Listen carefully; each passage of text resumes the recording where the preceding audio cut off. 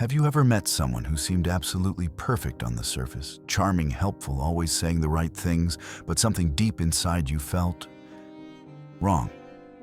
Maybe they never raised their voice, never displayed anger, always appeared calm and collected. Yet somehow being around them left you feeling drained, confused, or questioning your own sanity. If you've experienced this, you've encountered what Carl Jung considered the most dangerous type of person you can meet.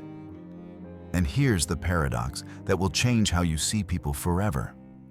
The most dangerous individuals aren't the ones screaming or throwing tantrums. They're not the obviously aggressive or hostile ones. No, according to Jung's decades of clinical observation, the most dangerous people are those who appear the safest. Let me share a story that illustrates this perfectly. I once knew someone, let's call her Sarah, who was beloved by everyone in our community. She volunteered at charities, never spoke ill of anyone, always had a warm smile and encouraging words. Mothers trusted her with their children. People sought her advice for their most personal problems. She was the person everyone pointed to and said, "Now that's what a good person looks like." But if you paid close attention, really close attention, you'd notice something unsettling. Wherever Sarah went, chaos seemed to follow, but never in a way that could be traced back to her. Friendships would mysteriously dissolve after she helped mediate conflicts. People would make decisions that seemed completely out of character after long conversations with her. Families would split apart, but somehow she was always the innocent bystander, the concerned friend who just wanted to help. When anyone questioned what was happening, Sarah would look genuinely confused and hurt. "I was only trying to help," she would say with such apparent sincerity that you'd feel guilty for even questioning her motives. She never admitted to any wrongdoing because in her mind, she was incapable of wrongdoing. She was good, she was helpful, she was righteous. This, Jung warned us, is the most dangerous psychology sign. You must stay alert for the complete absence of shadow awareness. It's not anger or aggression we should fear most. It's the person who is utterly convinced of their own goodness while remaining blind to their capacity for harm. Jung discovered something that contradicts our basic assumptions about human nature. He found that the people who cause the most psychological damage aren't the ones who acknowledge their dark impulses, they're the ones who deny having any dark impulses at all. They've created such a perfect mask, such a flawless persona, that they've lost touch with the very parts of themselves that make them human and dangerous. This hidden danger doesn't announce itself with obvious red flags. It wears a mask of virtue, speaks in caring tones, and genuinely believes in its own righteousness. It's the wolf in sheep's clothing, but with a twist that the wolf has forgotten it's a wolf. By the end of this exploration into Jung's most chilling psychological insight, you'll be able to recognize this red flag instantly. You'll understand why people who seem too good to be true often are exactly that. More importantly, you'll learn how to protect yourself from their unconscious manipulations and how to avoid becoming this type of person yourself.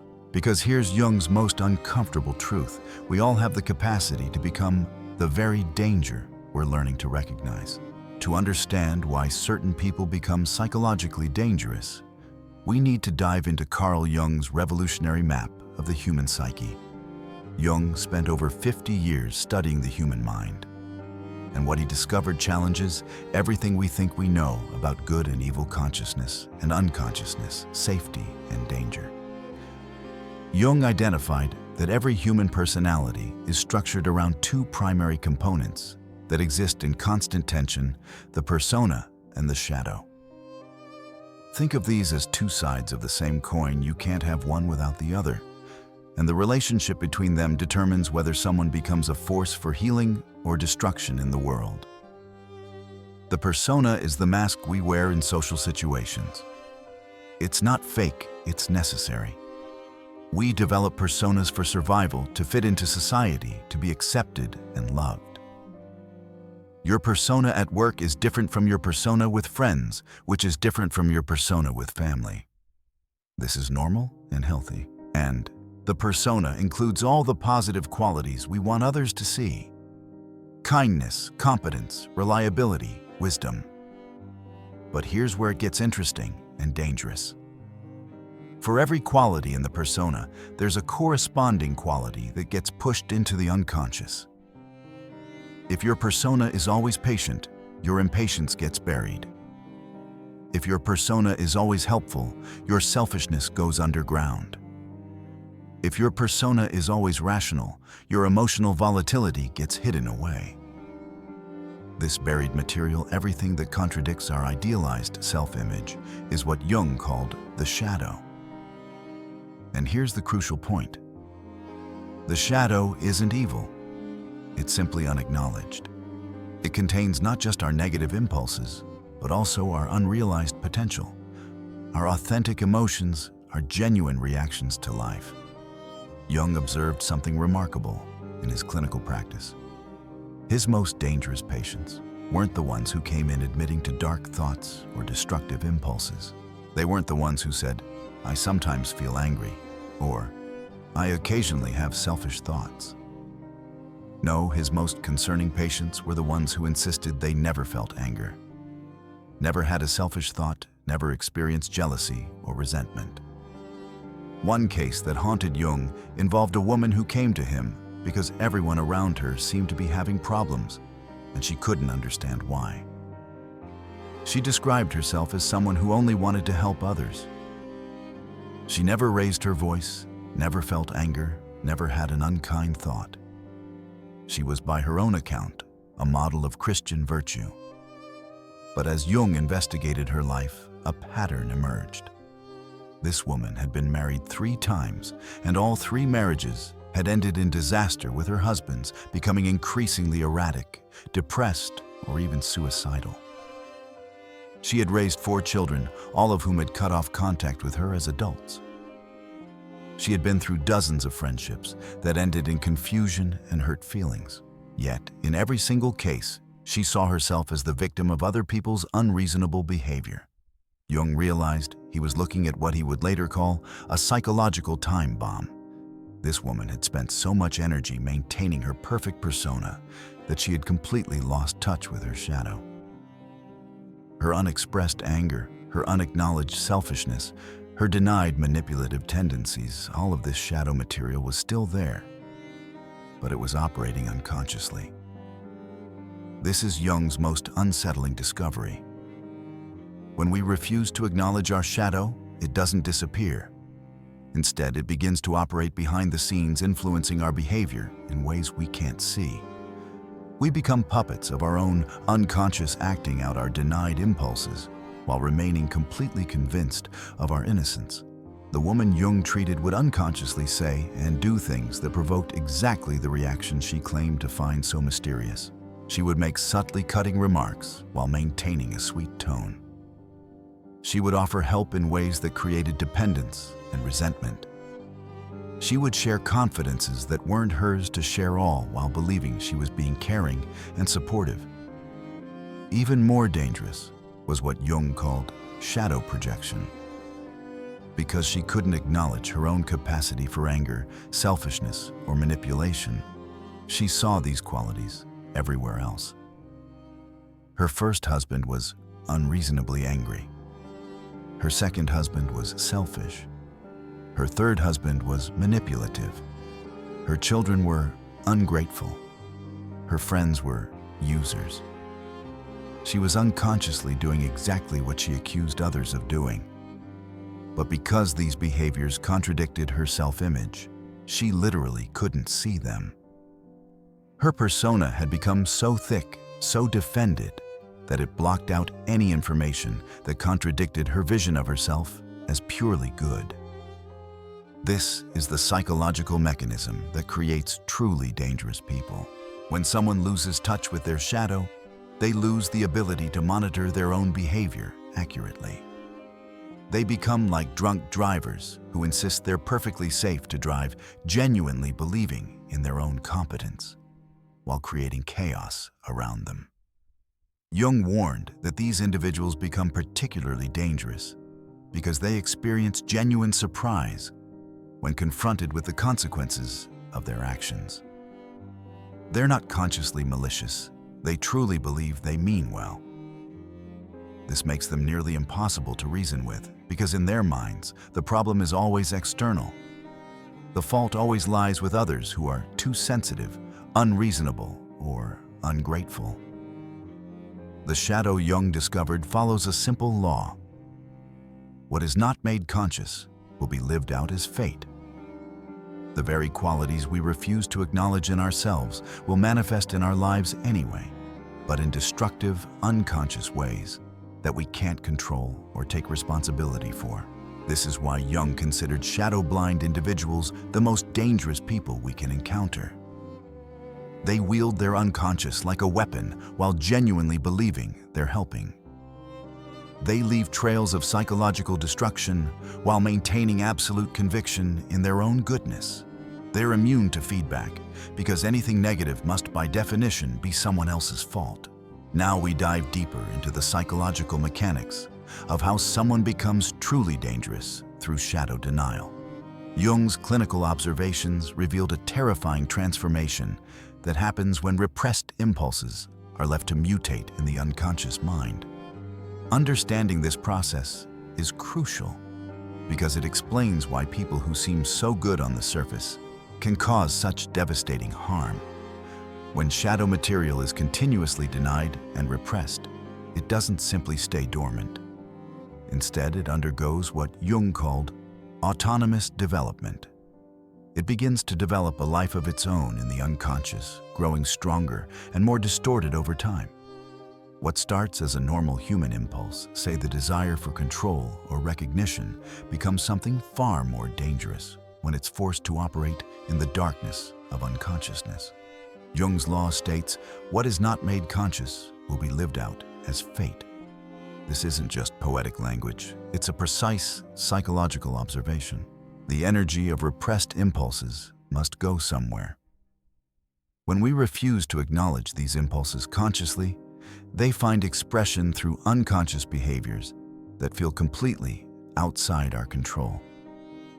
Let's trace how this transformation happens. Take someone who has built their entire identity around being helpful and selfless.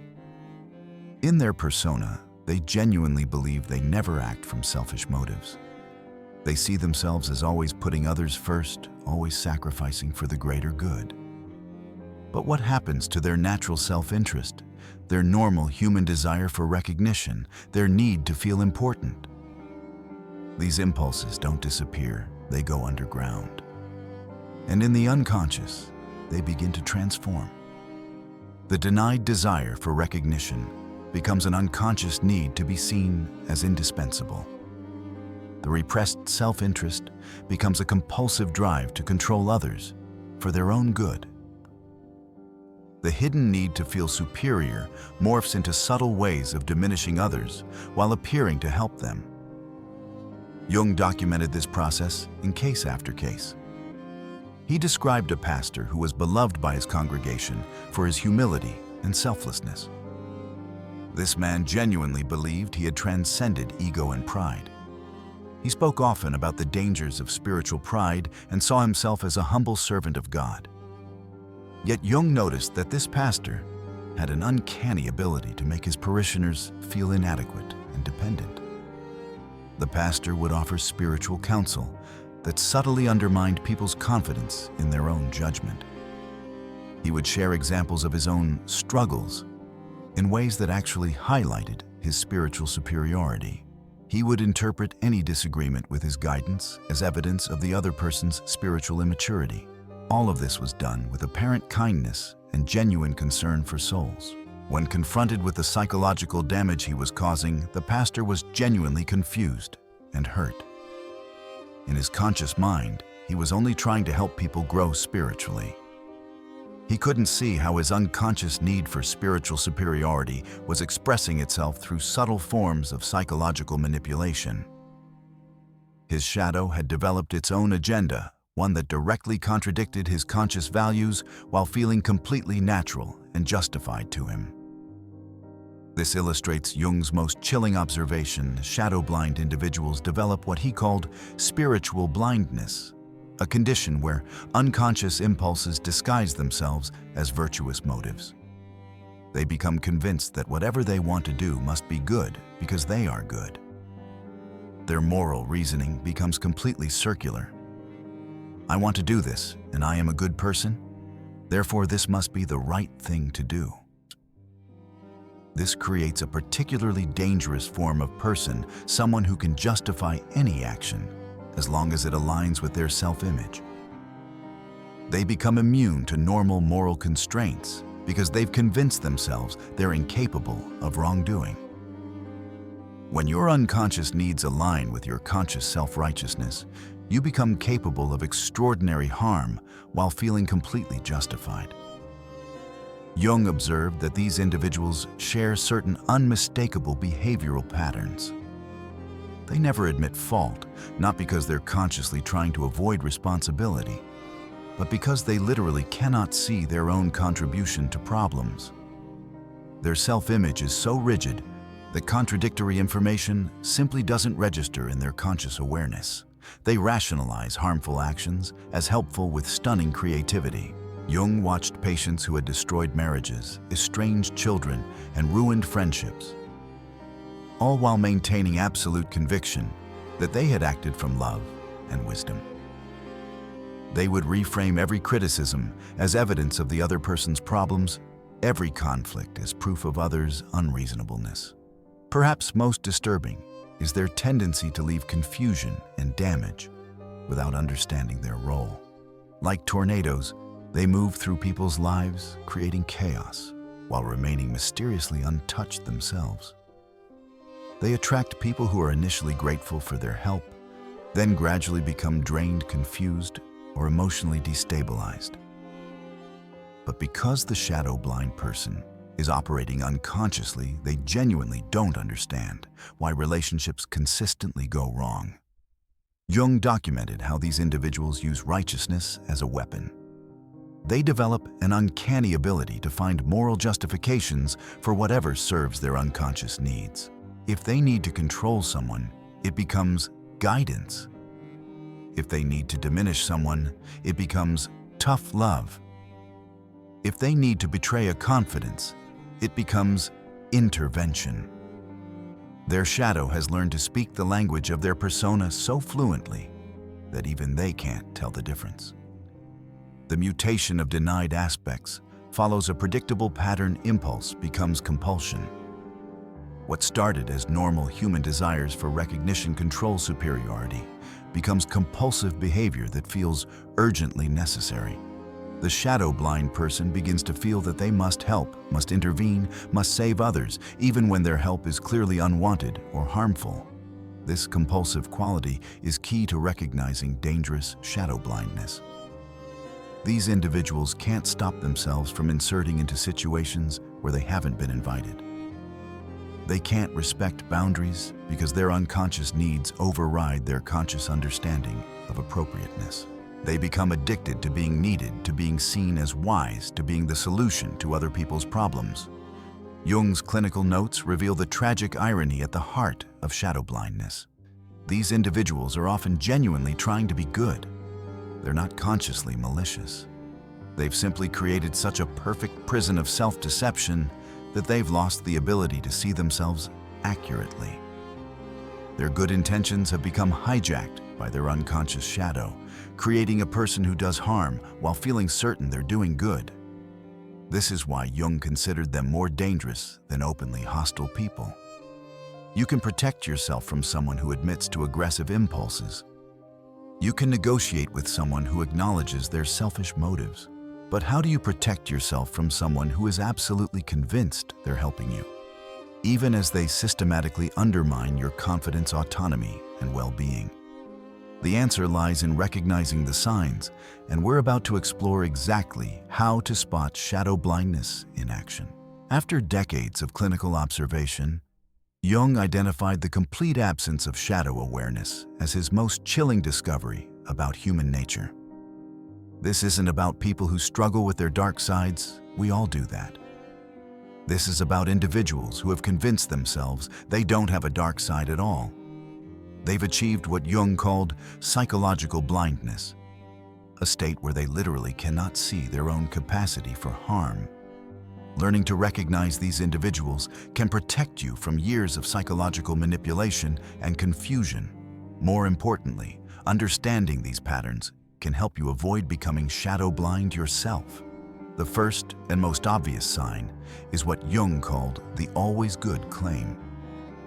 Listen carefully when people describe themselves or their motives. Shadow-blind individuals have completely eliminated nuance from their self-perception. They don't say things like, "I try to be helpful though I sometimes get it wrong," or "I meant well even though I can see how it came across differently." Instead, they make absolute statements. "I only want what's best for people. I never try to hurt anyone. Everything I do comes from love." Pay attention to how they respond when confronted with the consequences of their actions. A psychologically healthy person might say, "I didn't intend to hurt you, but I can see that I did. Help me understand what happened." A shadow-blind person will say, "I was only trying to help. You're being too sensitive." They literally can't process feedback that contradicts their self-image. Jung observed that these individuals display striking emotional inconsistencies that they themselves never notice. They might speak passionately about the importance of honesty while consistently withholding crucial information from people they claim to care about. They might emphasize the value of independence while systematically creating dependence in their relationships. They might preach about unconditional love while withdrawing affection whenever people don't follow their advice. These contradictions don't register in their conscious awareness because their persona has become so thick that it filters out any contradictory information. They're like people wearing colored glasses who insist that the world really is that color. One of the most reliable indicators is what Jung called the trail of broken relationships they can't explain. Shadow-blind individuals consistently find themselves surrounded by people who become increasingly troubled, dependent, or hostile over time. But because they can't see their own contribution to these patterns, they develop elaborate explanations for why everyone else has problems. You'll hear phrases like, "People today are just too sensitive." "Nobody appreciates help anymore. Everyone wants to blame others for their problems." "People can't handle the truth." Notice how these explanations preserve their self-image while making everyone else responsible for relationship failures. Jung documented specific behavioral patterns that emerge when someone has lost touch with their shadow.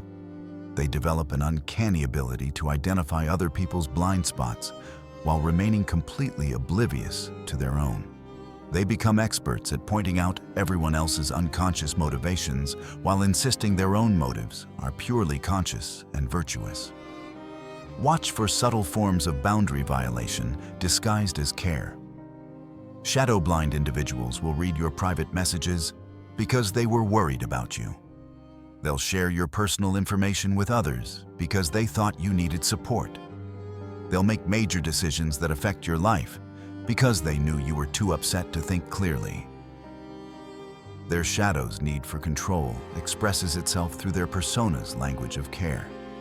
They also demonstrate what Jung called emotional vampirism without realizing it.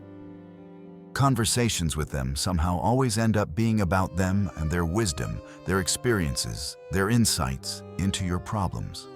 They have an unconscious need to be seen as more enlightened, more evolved, more emotionally stable than the people around them. But because this need is unconscious, they genuinely believe they're just being helpful. Here's a crucial recognition technique Jung developed.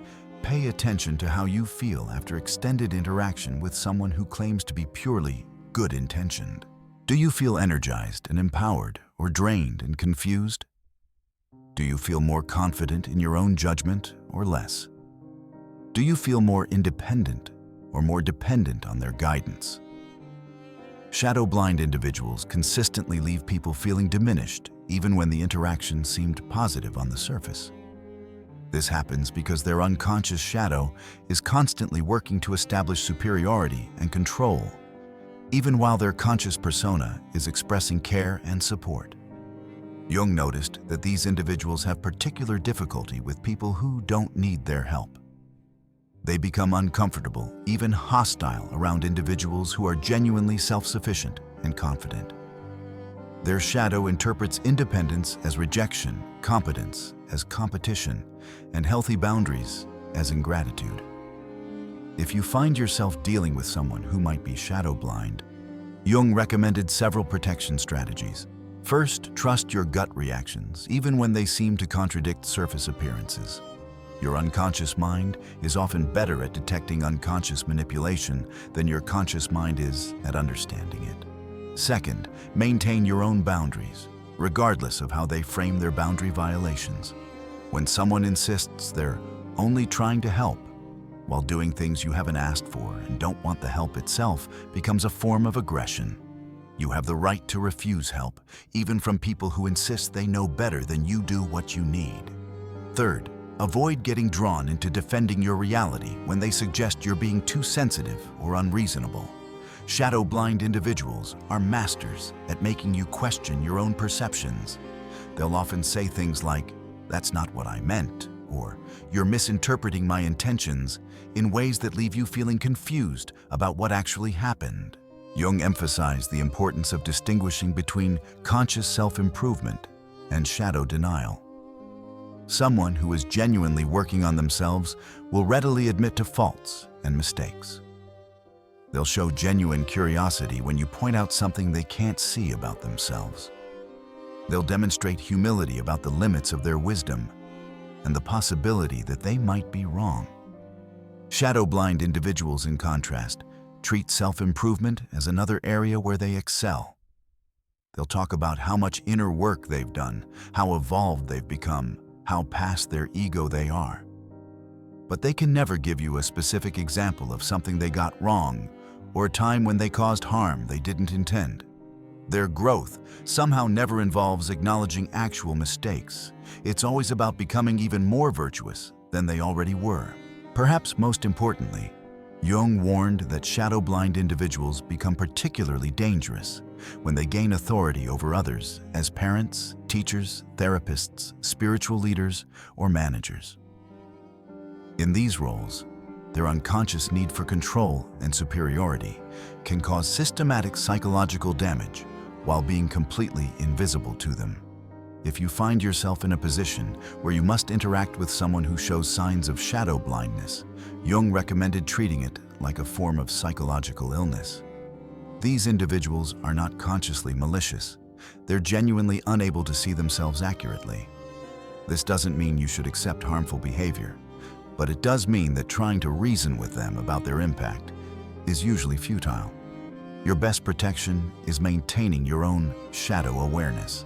When you stay conscious of your own capacity for harm, your own potential for self-deception, your own unconscious motivations, you become much less susceptible to the manipulations of shadow-blind individuals. Paradoxically, acknowledging your own darkness is what keeps you safe from those who have lost touch with theirs.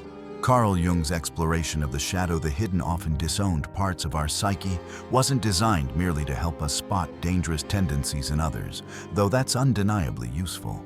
His deeper aim was to guide us toward recognizing and integrating our own shadows, transforming us from unconscious sources of harm into conscious agents of healing. This journey, which Jung considered the most vital psychological work we can undertake, invites us to confront the parts of ourselves we'd rather ignore. And through that confrontation, discover a path to greater wholeness, authenticity, and compassion. What follows is an expanded exploration of this transformative process, weaving together Jung's insights with practical guidance to help you navigate the path of shadow awareness with courage and clarity. The essence of shadow work begins with a single bold act, acknowledging your own capacity for harm. This isn't about sinking into pessimism or self-criticism, but about embracing a radical honesty that recognizes you like every human. carry impulses that, if left unchecked, could hurt others. These impulses, anger, envy, the need for control, or the desire for recognition, are not unique to you. They're universal. The danger lies not in their existence, but in their unconscious influence. When we deny these parts of ourselves, they operate in the background, shaping our actions in ways we can't control. Jung's invitation is to bring them into the light, where they can be understood and directed constructively. Consider the moments when you're most irritated by others. Perhaps a colleague's neediness grates on you, or a friend's arrogance sets your teeth on edge. Jung's insight here is profound. The behaviors that trigger us most often mirror our own repressed shadow material. If you're irritated by someone's need for validation, pause and ask, what happens to my own neediness? Have I buried it, judged it, or pretended it doesn't exist? If arrogance bothers you, reflect, how do I handle my own desire to be seen as important or superior? These questions aren't meant to shame you, but to illuminate the hidden corners of your psyche. By exploring what triggers you, you uncover clues about your shadow. Those aspects of yourself you've pushed away, but that still influence your reactions. This process, which Jung called shadow work, demands what he termed radical self-honesty. It requires looking at your motivations without the protective shield of your persona, the polished, socially acceptable mask you present to the world. For example, when you offer to help someone, can you honestly say, there's no part of you that enjoys being seen as generous? When you give advice, is there no quiet satisfaction in being perceived as wise? When you point out someone's mistakes, is there no trace of superiority in your tone? These questions aren't accusations. They're invitations to see yourself more clearly. The goal isn't to eradicate these motivations, but to acknowledge them so you can choose how to act, rather than being driven by them unconsciously. Jung offered a practical tool for this work, cultivating the observer self. This is the part of your consciousness that watches your thoughts, emotions, and behaviors with curiosity rather than judgment. Imagine it as an inner witness, quietly noting when you feel defensive, when you crave approval, or when you're tempted to control a situation. The observer self doesn't condemn these impulses. It simply makes them visible, giving you the space to choose your response. For instance, if you notice yourself getting defensive in an argument, the observer self might say, I'm feeling the need to be right. What's driving this? This pause creates a gap between impulse and action, allowing you to respond consciously rather than react automatically. Developing the observer self takes practice. One way to start is through daily reflection. At the end of each day, take a moment to recall an interaction that stirred strong emotions, perhaps a moment of frustration, pride, or insecurity. Ask yourself, what was I feeling? What thoughts ran through my mind? Was there a hidden motive behind my actions? Over time, this practice strengthens your ability to notice your shadow in real time before it manifests in harmful ways. For example, if you catch yourself snapping at someone out of irritation, the observer self might prompt you to pause and recognize that your reaction stems from a deeper fear of being disrespected. This awareness empowers you to address the root cause rather than letting the shadow take the wheel. The transformation Jung described isn't about eliminating your shadow, an impossible and even dangerous goal. The shadow is an integral part of your humanity, containing not just your flaws, but also untapped potential. For instance, your anger might hide a fierce passion for justice. Your need for control might reflect a deep desire to create order in chaos. The goal is to develop a conscious relationship with these parts so they no longer operate in the dark. When you acknowledge your capacity for anger, you can express it constructively, perhaps through clear communication rather than passive-aggressive jabs. When you recognize your need for recognition, you can seek it in ways that align with your values, like pursuing meaningful work rather than fishing for compliments. This conscious relationship with the shadow makes you, as Jung put it, safer to be around. Not because you've become perfect, but because you've become aware. When you know your triggers, you can manage them before they escalate.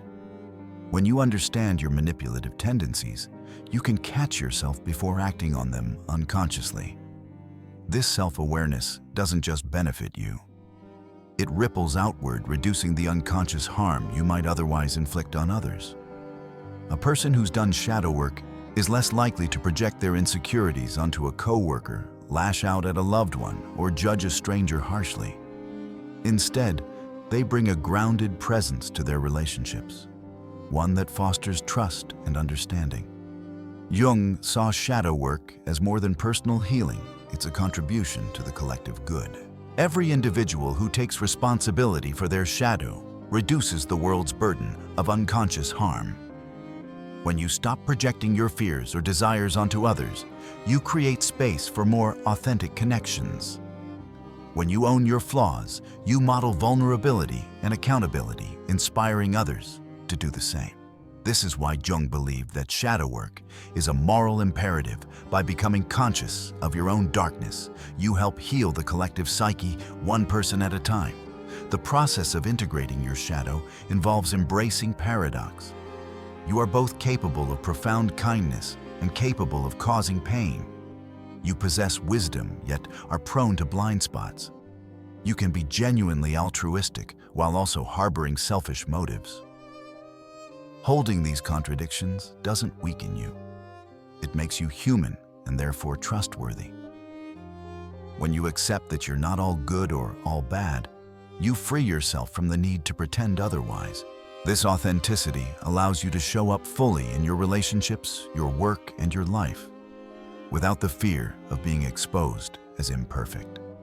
Jung's invitation to conscious living is not a one-time task, but a lifelong practice. It requires vigilance, humility, and a willingness to be wrong. You'll make mistakes along the way, moments when your shadow slips through when you react unconsciously or project onto others. But these moments are not failures. They're opportunities to learn. Each time you catch yourself, you strengthen your observer self and deepen your self-awareness. The alternative, remaining blind to your shadow, is far more dangerous. An unconscious shadow operates autonomously, influencing your decisions in ways that can harm yourself and those around you. To make this journey practical, consider a specific exercise, the trigger journal. When someone's behavior irritates you, write it down. For example, I felt frustrated when my friend kept bragging about their success. Then ask, what does this trigger reveal about me? Do I resent their confidence because I struggle to own my own? Over time, this practice reveals patterns in your reactions, helping you map your shadow's terrain. Another exercise is active imagination, a technique Jung developed to dialogue with the shadow. In a quiet moment, visualize your shadow as a figure, a person, animal, or abstract form. Ask it, what do you need? How can I work with you? Listen to its responses without judgment. This dialogue can uncover hidden needs or fears, allowing you to integrate them consciously. Shadow work also transforms your relationships. As you become aware of your shadow, you'll notice how it shapes your interactions.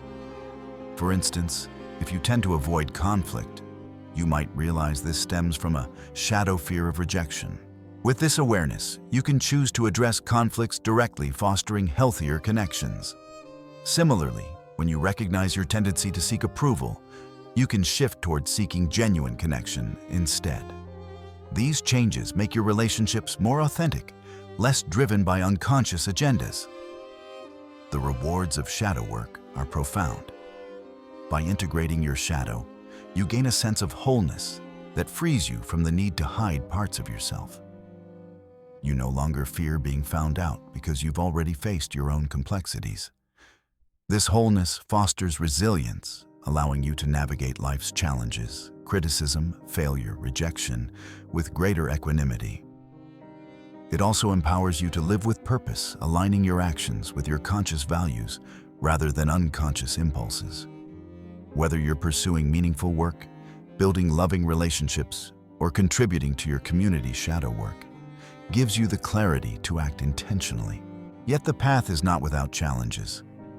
One common pitfall is over-identifying with the shadow, where you become so focused on your flaws that you lose sight of your strengths. To avoid this, balance shadow work with gratitude for your positive qualities. Another pitfall is shame, which can arise when you uncover uncomfortable truths about yourself. Counter this with self-compassion, reminding yourself that everyone has a shadow, and acknowledging yours is a sign of courage. Finally, shadow work can be uncomfortable, tempting you to avoid it altogether. To stay committed, start small, focus on one trigger or behavior at a time, and celebrate small victories to build momentum.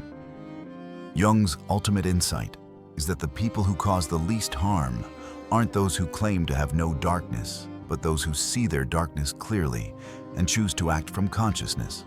They've transformed their potential for destruction into wisdom, their capacity for harm into compassion. This is the transformation Jung offers, not the impossible goal of perfection, but the achievable goal of consciousness. Not the fantasy of transcending your humanity, but the reality of embracing it fully enough to express its highest potential. In a world often marked by unconscious harm, shadow work is a radical act of hope. It's a commitment to knowing yourself completely, including all the ways you could go wrong. By staying awake to your shadow, you become a beacon of consciousness, illuminating the path for others. Your self-awareness is not just your protection, it's your gift to a world that needs people who can be trusted with power, influence, and love. As you walk this path, you carry forward Jung's vision, a world where healing begins, with the courage to see ourselves clearly, shadows and all. Carl Jung's insights into the shadow, or the hidden, often unconscious aspects of our psyche, challenge us to confront the parts of ourselves we'd rather ignore. These are the traits, impulses, and desires we suppress, deny, or project onto others, often because they clash with the image we want to present to the world. Shadow blindness, as Jung described it, is the refusal or inability to see these hidden aspects, and it can lead to behaviors that harm ourselves and those around us.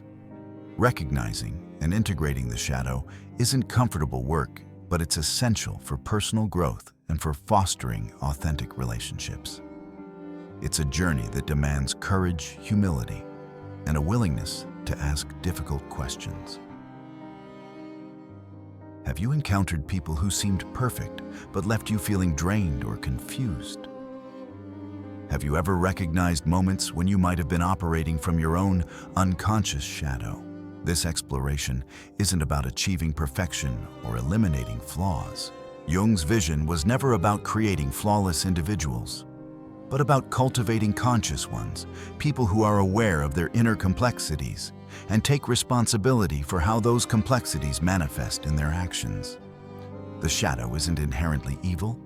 It's simply the part of us that operates in the dark outside our conscious awareness.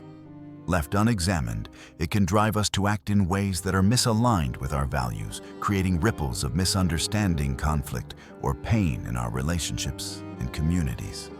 But when we bring the shadow into the light, we open the door to transformation, not just for ourselves, but for the world around us. Consider the people in your life who seem to have it all together, the colleague who's always polished and professional, the friend who's perpetually cheerful, or the leader who exudes unshakable confidence. On the surface, they may appear flawless, but something feels off. Perhaps their perfection leaves you feeling inadequate, or their positivity feels forced, even dismissive of your struggles. These are often signs of shadow blindness, not just in them, but in how we perceive and interact with them. We might project our own insecurities onto their apparent perfection, or we might sense that their polished exterior masks something unacknowledged, something that drains the authenticity from their presence. Jung taught us that these moments of discomfort are invitations to look deeper, both at others and at ourselves. Take a moment to reflect on a time when you encountered someone like this. Maybe it was a mentor who seemed infallible, but whose criticism stung more than it helped, leaving you questioning your worth. Or perhaps it was a partner whose relentless optimism made you feel unseen in your moments of vulnerability. These experiences can reveal the shadow at work, not just in the other person, but in how you respond. Did you shrink back, feeling less than?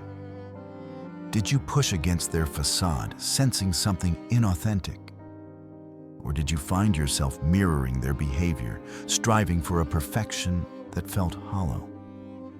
These are the moments where the shadow reveals itself, not as a villain, but as a teacher urging us to question our assumptions and dig deeper into our own motivations. Now turn the lens inward. Have you ever caught yourself acting from a place you didn't fully understand? Maybe you snapped at a loved one over something trivial, only to realize later that your anger stemmed from an unacknowledged fear or insecurity. Or perhaps you found yourself chasing approval from others, bending your values to fit their expectations without questioning why. These are glimpses of the shadow moments when our unconscious drives take the wheel. Jung believed that recognizing these moments is the first step toward integration. It's not about erasing the shadow, but about learning to coexist with it, to understand its origins and to channel its energy in ways that align with our conscious intentions. The beauty of this work lies in its universality. We all have a shadow, and we all have moments of blindness. Sharing these experiences, whether in a journal, a conversation, or a comment below, helps us build a community of conscious awareness. Jung believed that collective growth depends on individual courage, on each of us doing the work to see ourselves clearly. When we share stories of recognizing shadow-blind behavior in others, or catching ourselves acting from unconscious motivations, we create a space where others feel safe to do the same. This is how we move toward the more conscious world. Jung envisioned a world where fewer people cause harm, not because they're perfect, but because they've developed the courage to see themselves clearly. Let's consider a hypothetical scenario to bring this idea to life. Imagine a workplace where a manager, Sarah, is known for her impeccable leadership. She's decisive, charismatic, and always seems to have the right answer. Her team admires her, but they also feel drained. Her drive for perfection leaves no room for mistakes, and her feedback, though delivered with a smile, often feels cutting. One day, a team member, Alex, makes a small error on a project. Sarah's response is swift and critical, leaving Alex feeling humiliated. On the surface, Sarah's reaction seems justified. She's maintaining high standards. But beneath the surface, her shadow is at play. Her need for control and perfection stems from an unacknowledged fear of failure, a fear she projects onto her team without realizing it. Alex, in turn, feels the weight of her shadow, but struggles to name it. He withdraws, doubting his abilities, and the team's morale suffers. Now imagine a different outcome. What if Sarah had taken a moment to reflect on her reaction? What if she'd asked herself, why did Alex's mistake trigger me so strongly?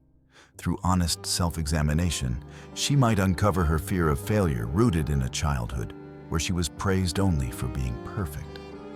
By acknowledging this, she could approach Alex differently, not with criticism, but with curiosity, asking how they could work together to address the error. This shift wouldn't erase Sarah's shadow, but it would transform its impact. Instead of creating distance, she'd foster connection, modeling the kind of conscious leadership that inspires growth. This scenario isn't just about Sarah and Alex. It's about all of us. We've all been Sarah, reacting from a place of unconscious fear or insecurity. We've all been Alex, feeling the sting of someone else's shadow without fully understanding why. The question is, what do we do with these moments? Do we let them pass, chalking them up to just how things are, or do we pause and reflect? Jung's work invites us to choose the latter, to see these moments as opportunities for growth. By doing so, we not only heal ourselves, but also create safer, more authentic spaces for those around us. The journey toward shadow awareness isn't a solo endeavor. It's a collective one built on shared vulnerability and mutual support. When we share our stories, whether it's a moment of recognizing our own shadow or navigating someone else's, we contribute to a culture of conscious living. These stories don't have to be grand or dramatic. Maybe it's the time you realized your jealousy of a friend's success was less about them and more about your own unacknowledged ambitions. Or perhaps it's the moment you saw a loved one's criticism as a projection of their own insecurities. And instead of reacting defensively, you chose compassion. Each story, no matter how small, is a step toward the collective evolution Jung believed was possible. This work is challenging, but it's also deeply rewarding. It asks us to let go of the illusion of perfection and embrace the messiness of being human. It requires us to face our flaws not with shame, but with curiosity and compassion. As Jung wrote, the most terrifying thing is to accept oneself completely. Yet it's in this acceptance that we find freedom, not the freedom to be flawless, but the freedom to be real. When we integrate our shadow, we become more than just individuals. We become agents of healing capable of creating relationships and communities grounded in authenticity and mutual respect. Let's explore another layer of this journey by considering how the shadow operates in broader social contexts. Think about the divisions we see in society, political polarization, cultural conflicts, or even family feuds. Often these conflicts are fueled by shadow projections. We demonize those who disagree with us, casting them as wrong or bad, without recognizing how our own unacknowledged fears or biases shape our perceptions. Jung's concept of the shadow extends beyond the individual to the collective, where entire groups can project their unexamined fears onto others, perpetuating cycles of misunderstanding and harm. Recognizing this dynamic requires us to ask, how am I contributing to this conflict? What parts of myself am I refusing to see that might be fueling my judgments? For example, consider a heated political debate. It's easy to label the other side as ignorant or malicious. But what if we paused to examine our own stance?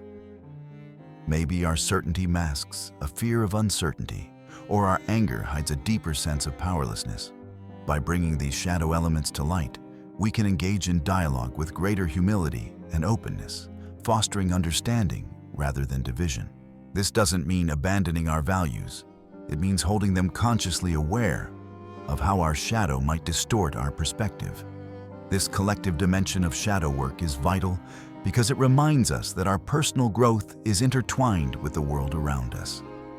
When we become more conscious of our own shadow, we contribute to a culture that values authenticity over pretense, understanding over judgment. We become safer spaces for others, not because we've eliminated our flaws, but because we've learned to recognize and manage them. This is the heart of Jung's vision, a world where individuals and communities grow together, not by striving for perfection, but by embracing the courage to see themselves clearly. If this exploration into Jung's psychology resonates with you, I invite you to take the next step. Subscribe to join a growing conversation about conscious living and authentic self-knowledge. Share your experiences in the comments below. Moments when you've recognized shadow-blind behavior in others or caught yourself acting from unconscious motivations. Your stories matter. They help us see that we're not alone in this journey, that the struggle to become conscious is a shared one. Together, we can build a world where fewer people cause unconscious harm, not because they've achieved impossible perfection, but because they've developed the courage to see themselves clearly. The journey toward shadow awareness is the most important work any of us can do. It's how we transform from unconscious sources of harm into conscious agents of healing. It's how we become truly safe for others to be around, and how we help create the more conscious world Jung envisioned. The goal isn't to become perfect. The goal is to become conscious. And that journey starts right here, right now, with the courage to look honestly at who you really are.